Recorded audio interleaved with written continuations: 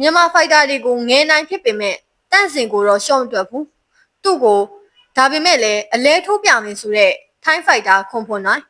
မင်္ဂလာပါဖိတ်သမများရှင် Fighting Spirit Channel ကနေပြန်လည်ကြိုဆိုပါရစေကျမတို့ရဲ့ channel အဆိုရင် MMA အကြောင်းအရာတွေ One Championship UFC အစရှိတဲ့အကြောင်းအရာတွေကိုပုံမှန်တင်ဆက်ပေးနေတဲ့ channel ဖြစ်ပါတယ်ဒါကြောင့်ဒီဗီဒီယိုလေးမစခင်မှာကျမရဲ့ channel ကိုအရင်ဆုံး like and subscribe လုပ်ထားပြီး notification လေးကိုလည်းနှိပ်ထားဖို့မမေ့ပါနဲ့နော်ဒါဆိုရင်ဒီနေ့ရဲ့ဗီဒီယိုလေးကိုစလိုက်ရအောင်ပါလာမယ့်တောက်ကြနေညမှာဆိုရင် One Championship က One Friday Fight 132ပြိုင်ပွဲကိုကျင်းပသွားတော့မှာဖြစ်တယ်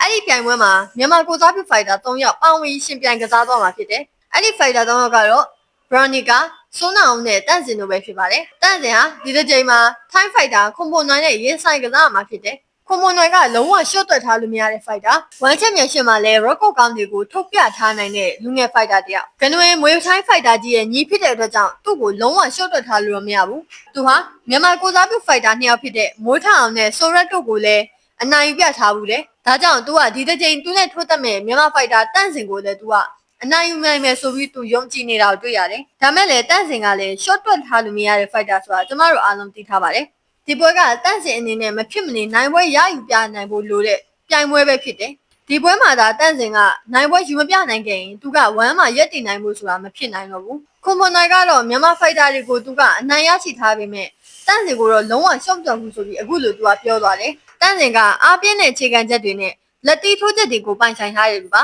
သူ့ရဲ့တိုက်စစ်ကစားဟန်ကအရင်အနေများပါတယ်ဒါပေမဲ့ကျွန်တော်မကြောက်ပါဘူးကျွန်တော်အနေနဲ့သူ့ကိုအကောင်းဆုံးထိန်းပြီးကစားနိုင်မယ်လို့ယုံကြည်နေတာပါသူ့ရဲ့ပွဲရလက်တွေကလည်းတိတ်မကောင်းပါဘူးဘာလို့လဲဆိုတော့သူကတကယ်ကြမ်းတဲ့ပြိုင်ဘက်တွေကြီးနေပဲတောက်လျှောက်ဆုံးခဲ့တာမလို့ပါသူ့အနေနဲ့အဲ့ဒီပြိုင်ပွဲတွေကိုကောင်းမွန်စွာကစားတဲ့ဟန်တွေကိုပြသနိုင်ခဲ့ပါတယ်ကျွန်တော်ကတော့သူ့ကိုလုံးဝရှော့မတွက်ပါဘူးကျွန်တော်အမှားတစ်ခုလုံးမိတာနဲ့အလဲကျသွားအောင်အလဲထိုးခံရနိုင်တယ်ဆိုတာလည်းသိပါတယ်ကျွန်တော်ရဲ့အားသာချက်က speed နဲ့ power ပါပဲဒီပွဲမှာလည်းကျွန်တော်ပုံစံအတိုင်းပဲရှေ့ကိုတိုးပြီးတိုက်စစ်ကစားမှာပါဖရိတ်သက်တွေကြိုက်လို့တောက်လျှောက်ဖိအားပေးပြီးထိုးမှာပါ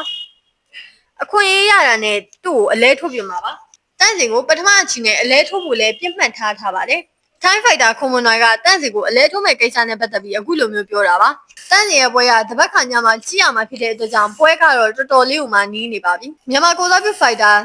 Veronica နဲ့စိုးနာအောင်လူလည်းပါမယ်ဖြစ်တဲ့အတွက်ကြောင့်ဒီပွဲကတကယ့်ကိုမှကြည့်ရတာတန်းတဲ့ fight ကဖြစ်မယ်လို့ပြောလို့ရပါတယ်တလက်စတဲ့ကြေးနေထားလေးကိုလည်းဆွေးနွေးကြပါတယ်လက်ရှိမှာဘူကီတိုင်းတွေကတန့်စင်ကို 3.4 နဲ့အောက်ကြေးပေးထားပြီးကွန်မွန်နိုင်ကိုတော့ 1.3 နဲ့အထက်ကြေးပေးထားပါတယ်ကြေးနေထားရတန့်စင်ကတော်တော်လေးကိုမှကြေးပြက်နေတာကိုတွေ့ရပါတယ်ဒါကလည်းအရင်ကတန့်စင်ရဲ့ record တွေနဲ့ဆိုင်မယ်လို့ထင်ပါတယ်ဒါပေမဲ့လည်းထိုးတက်နေတဲ့အားကစားဖြစ်တဲ့အတွက်ကြောင့်ပွဲထဲမှာဘာမှမဆိုဖြစ်သွားနိုင်ပါတယ်ဘာဖြစ်ဖြစ်အကောင်းဆုံးကြိုးစားပါလို့တန့်စင်ကိုတိုက်တွန်းချင်ပါတယ်ရှင်မန်တေပိုင်းကိုအကောင်းဆုံးပြင်ဆင်လာနိုင်ပြီးနိုင်ပွဲယူပြနိုင်ပါစေလို့ဆန္ဒပြုပါတယ်ရှင်တန့်စင်လည်းအကောင်းဆုံးနိုင်ပွဲရရှိပြီးဘုန်းနဲ့စုတွေပါတိတ်ပိုက်နိုင်ပြီးဝမ်းချက်မြန်ရှင်းမှာလည်း